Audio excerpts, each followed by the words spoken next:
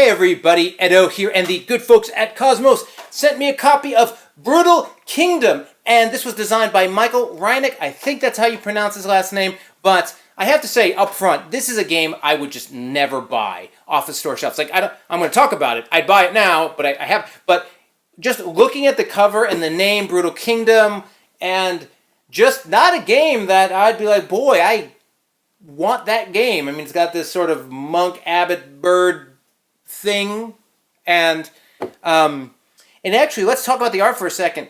The art's both like incredible and interesting in that it's these creature form animals of Bishop, the Bishop Frog, and it's like, I don't know, it's so good. I mean, the art in this game is fantastic quality wise. It's odd, but as you play, you get used to it. But it was just weird. But setting all that aside, I totally dig this game. This game is great.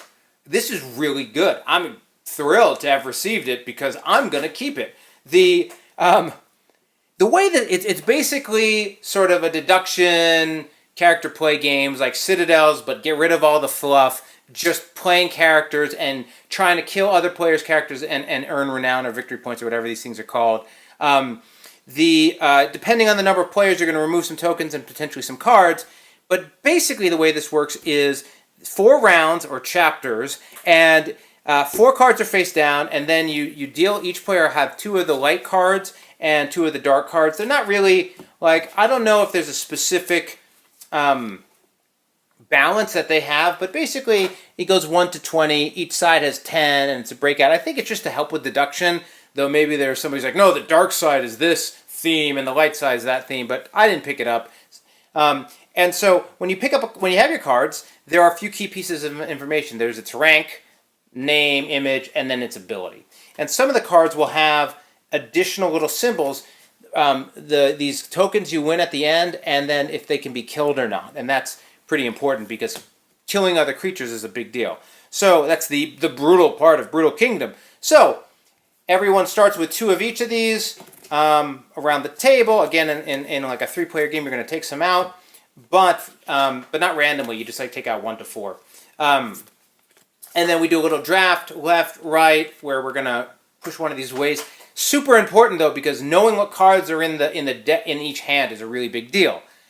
Then essentially you're going to go in a round, starting with the first player, and then who will have the highest rank each round, and playing a card. Each card has an ability. Some abilities let you swap cards out of the center, which is useful.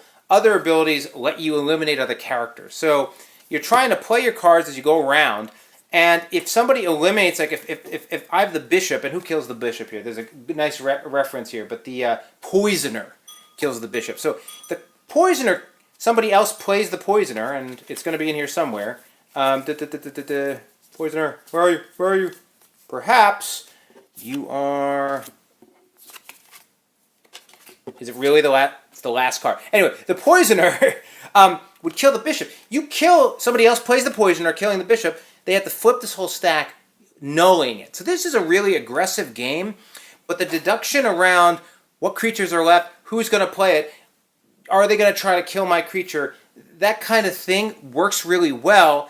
And then they couple it with basically Longhorn style scoring, which is each token you take is worth the remaining token on the table or in the chapel. So, and you put a token each in the chapel each round. But so if you only have 1 of these, it's worth whatever, 10, or I think they're 13, 12. But if I have 3, it would be 3 of them are each worth 9. So there's an interesting sort of how many tokens am I going for? What is somebody else doing? Sort of planning strategy that's going on. It takes a little bit to wrap your head around elimination and how it works. And there's even the king and the queen who like auto kill each other and some other interesting little bits to it. But once you get the flow, it is an absolute zippy game. It's like doubling down on that sort of character play, again, from a Citadels or any game of that nature, but getting rid of everything else and then just making it really interesting. And how am I going to swap out the cards? And that player played the thing. it works. And by the end of it, you like the art. It's a little weird. And the reference cards are useful. If you don't like deduction or sort of having to remember things, maybe not for you. But it's a lot of fun in a little box. I mean, I definitely dig this game. And, again, it's a game that I wouldn't pick up myself had I not played it. Now that I've played it, if I played this at somebody else's, I would say I want to get a copy. But anyway, subscribe, share, all that good stuff. Most importantly, play some great games. Thanks.